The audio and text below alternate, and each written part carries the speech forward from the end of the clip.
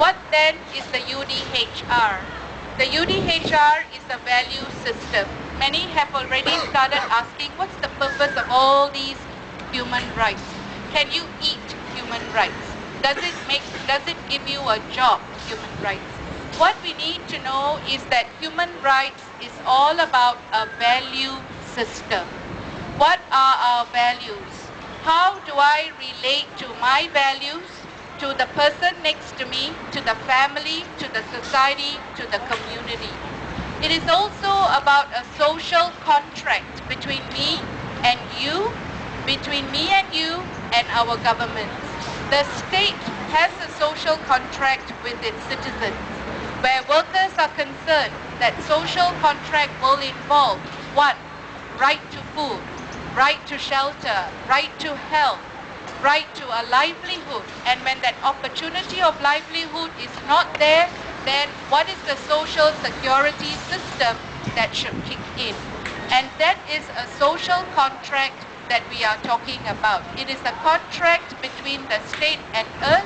It is a contract between you and me and our own fellow citizens. Now, fellow citizens is not just our Singaporeans. Human rights does not really always see borders.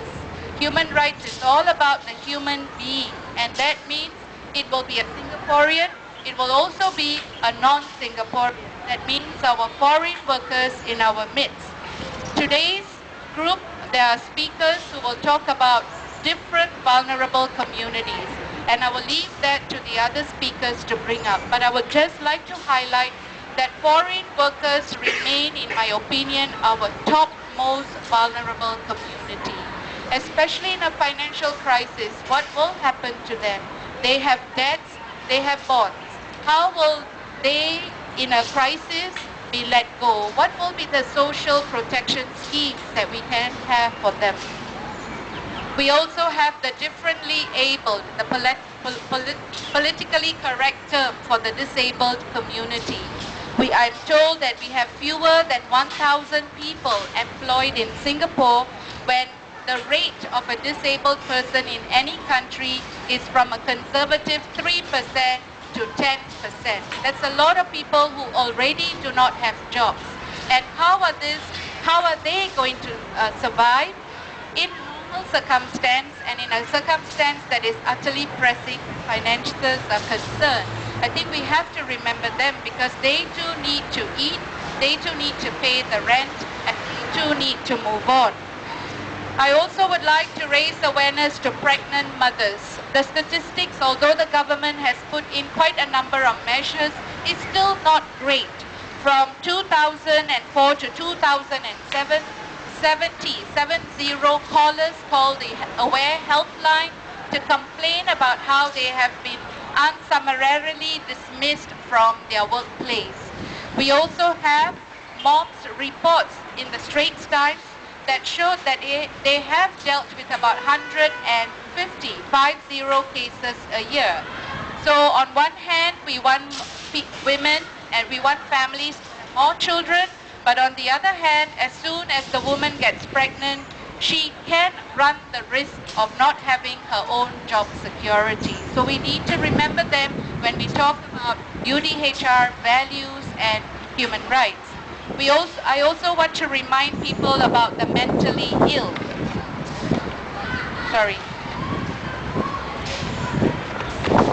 In Singapore, figures work out to be roughly 0.3, roughly about 123 mentally ill persons per 100,000 population. This figure is still not well substantiated, so this is the best that I could find. But we do know that depression, we do know that our suicide rates are quite high. So when we have a crisis, how will the ordinary worker with debts, with children, with other issues in his life or her life deal with this? It doesn't mean that when we raise this, we are expecting employers to be overly generous for the sake of it, but we are just asking for greater sensitivity towards all workers. They deserve that bit of consideration and dignity.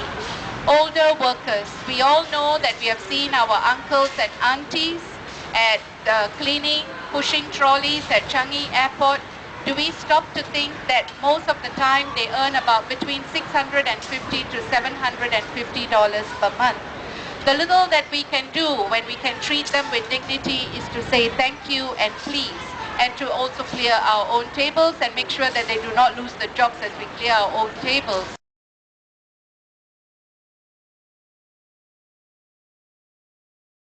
Many of these migrant workers uproot from their homes in neighboring regions and set out on journeys to the unknown, encountering many difficulties along the way.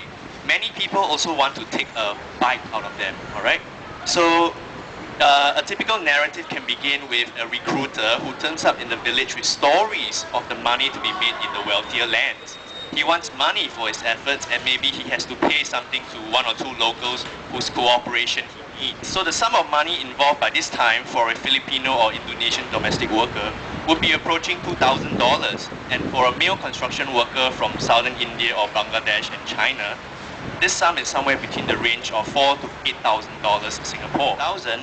A domestic worker was able to repay the loan to her employers with the first 6 months of her salary, but today the repayment term has grown to 8 to 10 months.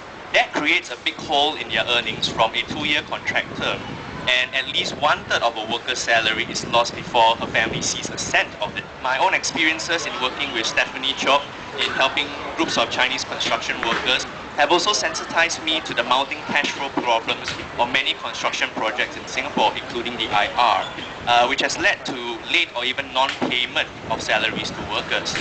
So the impact of financial troubles on migrant workers in Singapore has been one of the less considered stories of the past couple of months.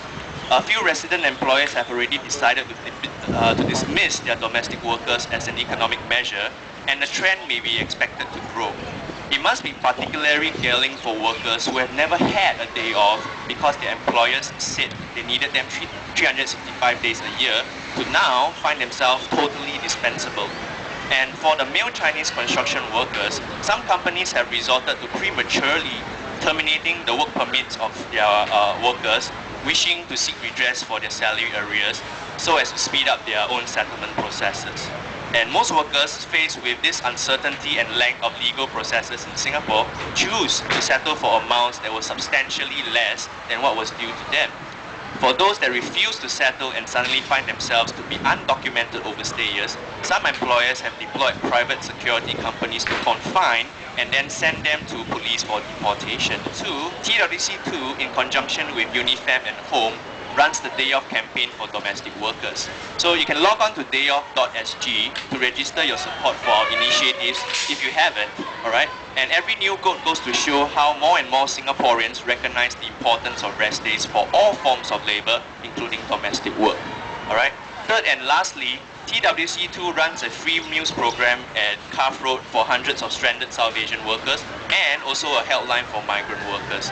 These initiatives need manpower and resources, and we are incredibly resource-starved as cases increase in numbers. So if you're committed to supporting our migrant friends, then do sign up as a volunteer so that our work may be done more efficiently. So to sign off, my name is Michael Lee from TWC2, and I hope you join me today in making a commitment towards the well-being of our migrant friends. Thank you.